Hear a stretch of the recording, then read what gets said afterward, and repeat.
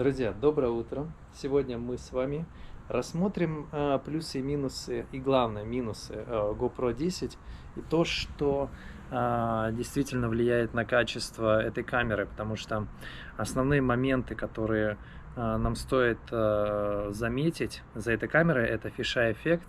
То есть, если вы снимаете на полную матрицу и на самую широкую опцию по линзе, то у камеры появляется достаточно большой фишай эффект. Но сейчас, вот, допустим, я снимаю не на супер широкую линзу, а на предыдущую позицию. То есть это linear. То есть это линейный угол, где все горизонтальные линии выпрямлены, и вы можете спокойно снимать широкий угол, и все линии, как видите, они выпрямлены. Это уже очень хороший эффект. Давайте смотреть следующие линзы. Сейчас мы снимаем на wide режиме. Видите, уже все начинает искажаться, но линза сама снимает на всю матрицу, на весь размер. Соответственно, в постпродакшене вы можете выпрямить эти линии, но захват и угол, который вы можете получить от камеры GoPro, будет максимальный. То есть перед тем, как вы будете устанавливать Max Lens, которая будет доступна с обновлением уже в ноябре этого года от компании GoPro. Следующая линза называется Linear and Horizontal Improvement, то есть она делает выпрямление всех вертикальных и горизонтальных линий, но, как видите, оно съело немножко изображение. То есть кроп-эффект где-то почти 1,6. Это очень сильно будет видно, если вы снимаете в помещениях или там, где недостаточно света. Поэтому на текущий момент мы можем увидеть приблизительный эффект, как будто это 24 мм линза против 14 мм ультравайд, который использует GoPro. Но изображение зато до сих пор еще качественное за счет того, что съемка ведется в 5K режиме. И последняя опция — это Narrow. То есть это практически 35 миллиметров приблизительно. И вы можете уже увидеть, что качество чуть-чуть проседает, потому что камера работает на зум-эффекте. Вот. Но когда достаточно света, это не очень сильно видно. Но самый главный тест, который мы сегодня сделаем, это Low Light тест. Мы сейчас пойдем в помещение, где недостаточно света, и вы увидите, сколько артефактов, сколько искажений на изображении появится. Мы попытаемся как-то этот вопрос решить. Итак, друзья, мы сейчас начинаем реальное испытание для GoPro и проверим, насколько она хорошо работает в недостаточном освещении. И, кстати, эти как раз эксперименты позволяют вам увидеть настоящее лицо камеры. То есть, если сенсор плохо работает в плохо освещенных местах, значит, эта камера остается такой же недостаточной для чтобы быть экшн-камерой. Потому что вы можете попадать в разные условия, но насколько камера себя ведет в плохих освещениях, это действительно показатель того, хорошая камера это или нет. Поэтому давайте устроим такой стресс-тест. Итак, сейчас я снимаю в режиме 5K, автоматические настройки, shutter speed автоматический, ISO автоматическая. И вы видите, что камера, вот допустим, мы уходим в темное место, она начинает очень сильно шуметь. То есть, если вы увидите, вот видите, появляются шумы, при этом линза сейчас находится самая широкая, то есть мы видим весь сенсор.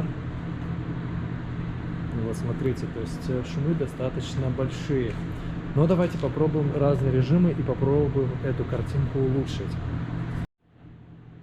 Видите, если мы начинаем менять линзы, то эффект шумов усиливается очень сильно. Сейчас мы уже снимаем на обычную широкую линзу. Давайте сместимся на линейный. Вот мы снимаем приблизительный угол 27 мм. Видите, камера уже достаточно плохо показывает, и мы видим достаточно сильные шумы.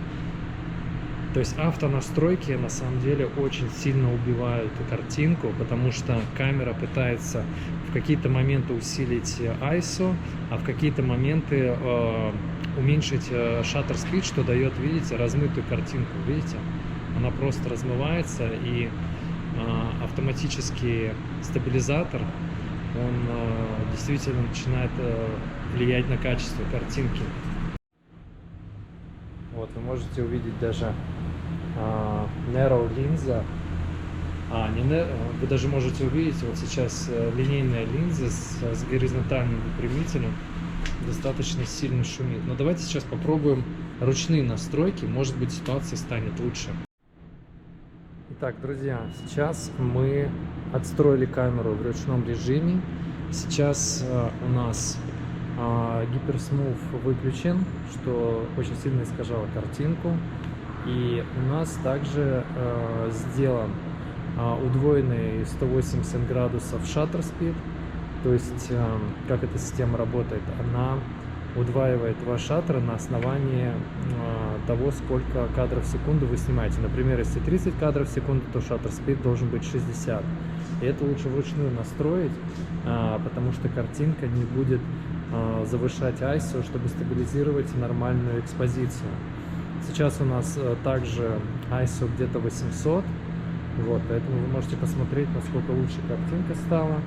И стабилизацию лучше выполнять уже на посте, потому что стабилизатор внутри камеры при недостаточном освещении очень плохо работает для самой камеры, для самого изображения. Вот, поэтому мы сейчас, наверное, видим лучшее, что мы можем достичь на 4К в режиме. Вот с такими вот условиями.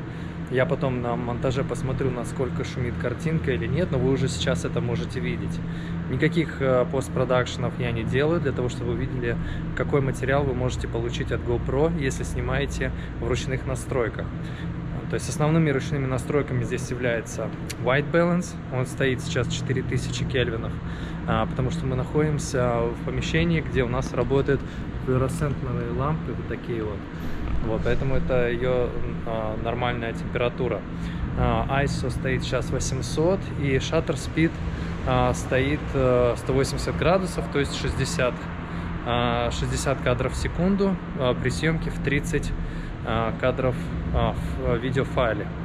Вот, но давайте еще попробуем какие-то настройки сделать, может быть, картинка еще улучшится. Так, я сделал изменения, я оставил стабилизацию и сделал разрешение Full HD, чтобы протестировать, насколько картинка матрицы, когда мы снимаем не во Full Frame, а, допустим, в HD, может улучшить ситуацию, но при этом иметь стабилизацию, чтобы хоть как-то картинка была мягкая. Давайте посмотрим результат.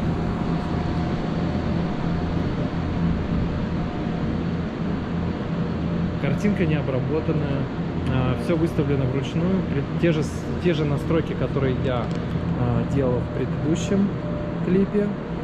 И единственное, что добавлено, это стабилизация, вот, но Full HD.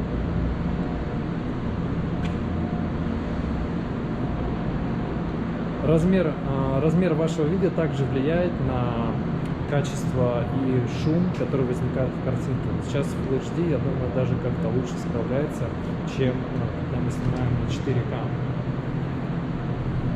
Вот такие вот тесты. Подписывайтесь на наш канал. Вы можете писать в комментариях, какие тесты вы еще хотите увидеть по GoPro. Я их обязательно сделаю. У нас также будет очень много новой техники, которой мы будем делать обзор.